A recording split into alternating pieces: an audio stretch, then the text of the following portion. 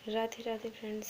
मैं आज आप सबके सामने एक बात शेयर करना चाहती हूँ कि जैसे कि जब शादी होती है, किसी का लोग रिश्ता लगाते हैं लड़का लड़की का, तो शादी हो जाती है।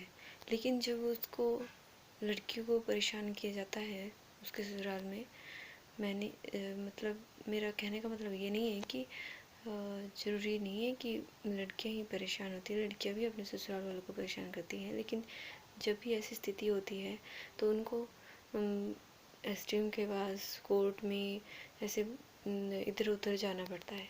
मैं आप सबसे ये कहना चाहती हूँ कि जब रिश्ता ये लोगों ने आपस में करवाया और उसके लिए न्याय मांगने के लिए या खर्चा लगाने के लिए उसको न्यायालय में क्यों जाना पड़ता है?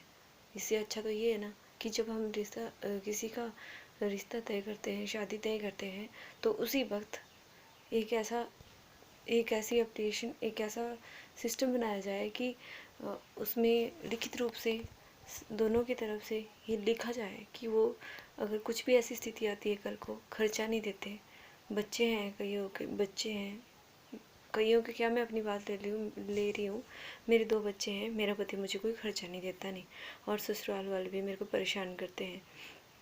मैं मायके में हूँ, मायके वाले भी अब पहले मेरी बहुत हेल्प की है इन्होंने, बहुत खर्चा देते थे। पर हो ही जाता है कि मायके वाले कब तक खर्चा देंगे, कब तक मेरे बच्चों को देखेंगे, कब तक मेरा करेंगे। और वो वैसे भी मेरे मम्मी पापा गरीब हैं और दिहाड़ीदार हैं, तो वो कैसे हमारा खर्चा उठाएंगे? वो अपने बच्चों को देखेंगे, अपने बेटों को देखेंगे कि मुझे देखेंगे, मेरा खर्चा करवाएंगे। उन्होंने मेरी शादी करवाई, बच्चे हुए, उसके बाद बेटी हुई तो ऑपरेशन हुआ मेरा बवासीर का। वो ऑपरेशन मेरे पापा ने करवाया, बेरोज़गार होते हुए भी। जबकि मेरे ससुराल वालों के पास कोई कमी नहीं है, वो भी करवा सकते थे, लेकिन उन्होंने कोई मदद नहीं की। वो उल्टा ये बोलते थे कि ये ड्रामे कर रही है, अगर बहू बीमार है तो वो ड्रामे कर रही है। किसी को तो शौक़ नहीं होता कि वो ऐसे ही दवाइयाँ खाती रहे। किसी को भी ये नहीं है कि बिना मतलब की दवाई खाएगी, उससे भी साइड इफ़ेक्ट भी पड़ता है। जब उसको कोई प्रॉब्लम है तभी वो बोल रही है ना, ऐसे तो नहीं वो बोल सकती। पर कोई समझता ही नहीं उसको, कोई समझता ही नहीं आगे से। और बाद में छोटी छोटी लड़ाइयाँ करके, मेंटल टॉर्चर कर करके परेशान कर देते हैं। कहाँ जाएंगे वो बच्चे, कहाँ जाऊँगी मैं अपने बच्चों को लेकर? मायके वाले भी बोलते हैं यहाँ ज़्यादा दिन नहीं रह सकते। ससुराल वाले उनको कोई टेंशन नहीं पड़ी हुई है, बच्चों का पापा है, इनको उनको उसको कोई चिंता है ही नहीं इनकी। 5-6 महीने हो गए मुझे यहाँ पे मायके में, पर कोई कॉल नहीं, कोई कुछ नहीं, कोई खर्चा नहीं, पानी किसी चीज़ के लिए नहीं पूछना उसने, बस अपने पापा के घर में रहना। जबकि हमारे को अलग कर दिया है और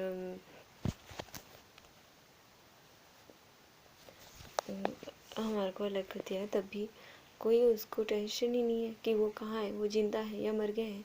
किसके पास जाएं हम, हमारे कौन सुनेगा? आप सबसे यही कहना चाहती हूँ कि जब भी कोई भी अपनी बेटी की शादी कर रहा है तो वो पहले ही लिख के ले लें कि कोई भी बाद में प्रॉब्लम होगी तो भाई वो उसका खर्चा भी देंगे, उसके बच्चों को भी देखेंगे।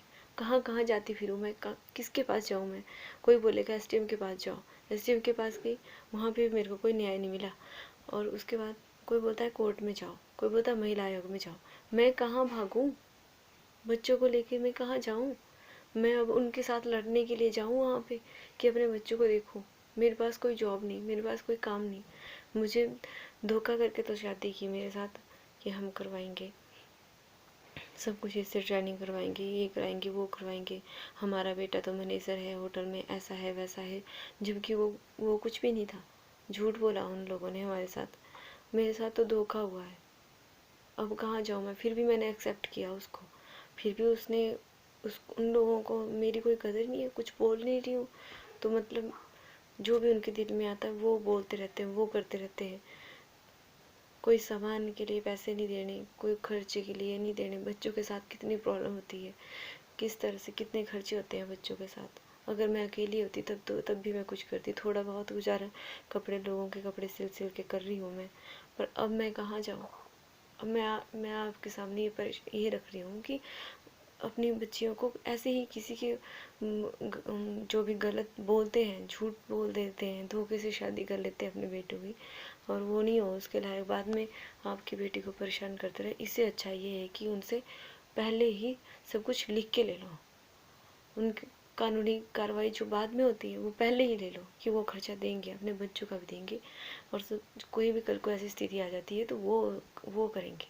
माँ बाप ने थोड़ा ना उस ठेका ले रखा है सब सारी उम्र का, माँ बाप कब तक साथ देंगे।